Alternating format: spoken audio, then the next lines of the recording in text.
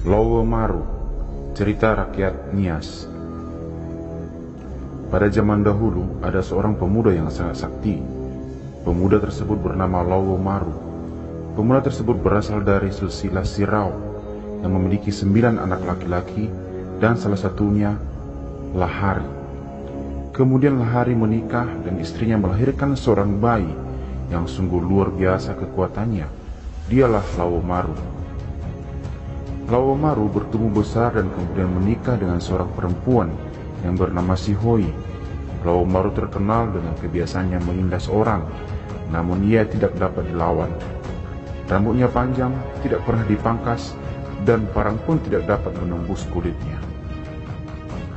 Pada suatu hari, Lowomaru melihat ada perompak di lautan, dan segera ia merampas segala sesuatu yang ada di kapal tersebut, termasuk semua perhiasan. Begitulah setiap saat jika ada yang berlayar melewati lautan tepat di wilayahnya. Semua masyarakat menyimpan dendam akibat tingkah laku Lowomaru. Mereka merencanakan pembunuhan Lowomaru. Kemudian mereka menangkap Lowomaru, dirantai dan dibuang ke dalam api yang menyala-nyala.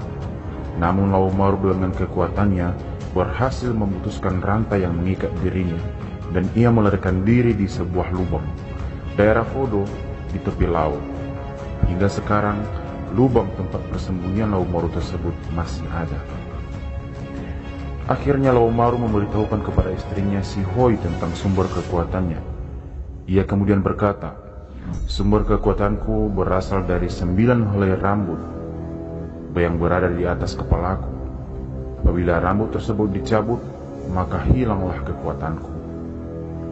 Ketika ia masih di tempat persembunyiannya, dipagari sekeliling lubang tersebut dengan bambu yang menjuntai tinggi dan runcing, serta seekor ayam jantan yang memberikan pertanda apabila sewaktu-waktu pada masyarakat yang menginginkan kematiannya mendatangi dirinya, sehingga Lowomaru mampu menghindar dan tidak keluar dari tempat persembunyiannya tersebut. Setelah itu, Lowomaru memindahkan gunung-gunung melewati lautan lepas. Ia tidak sendiri, melainkan dibantu oleh seorang teman yang sebelumnya ia berikan petuah. "Jikalau nanti kita berjalan, janganlah sekali-sekali engkau melihat ke belakang ataupun menarik langkahmu kembali, agar tanah yang kita pijak tidak kembali mundur." Namun, temannya tidak mengindahkan perkataan Lowomaru.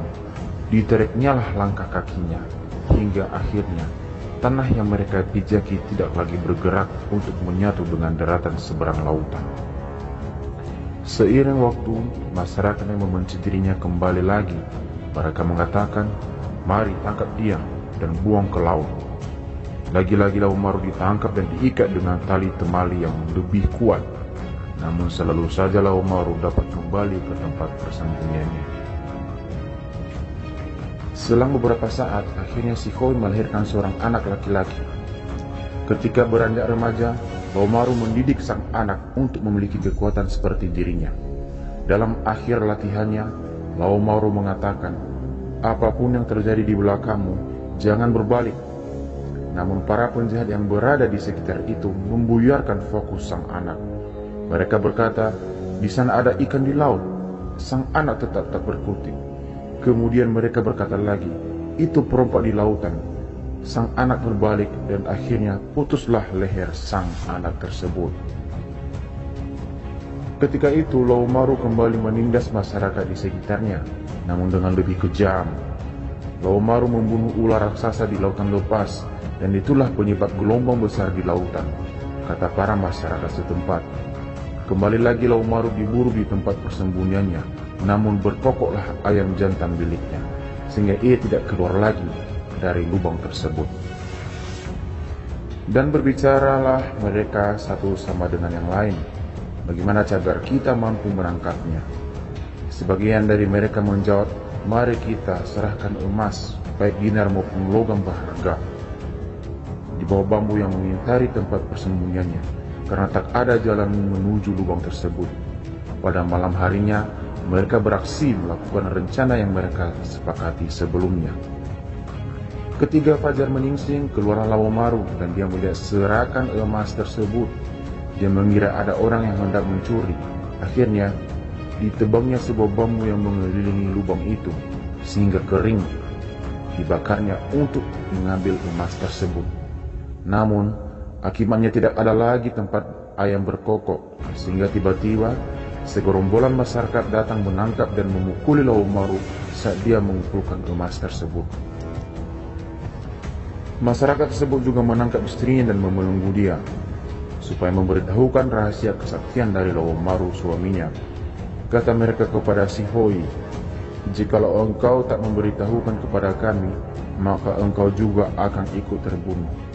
Akhirnya dengan penyesalan dan rasa berat hati, si Hoi, istri Lau Maru, mengatakan demikian.